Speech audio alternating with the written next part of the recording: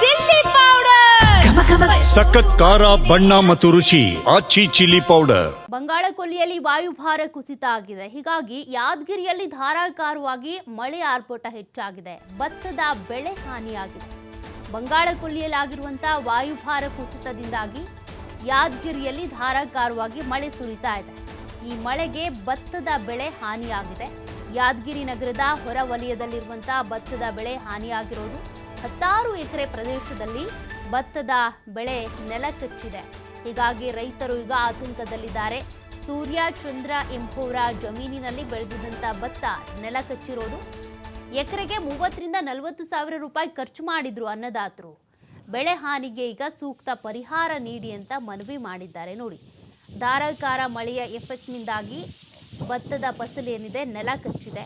ರೈತರು ಈಗ ಪರಿಹಾರ ಕೊಡಿ ಅಂತೇಳಿ ಮನವಿ ಮಾಡಿಕೊಂಡಿದ್ದಾರೆ. ನೀರು ಕಾಣ್ಬೇಡ, ನೀರು ಕಾಣ್ತಾವಲ್ಲ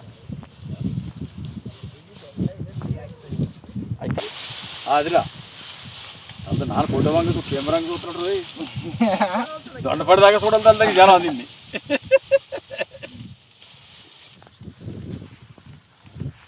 ಬರ್ತಾವ ನೀರು ಇಲ್ಲಿ ಜಾಸ್ತಿ ಅದು ನೋಡ್ರಿ.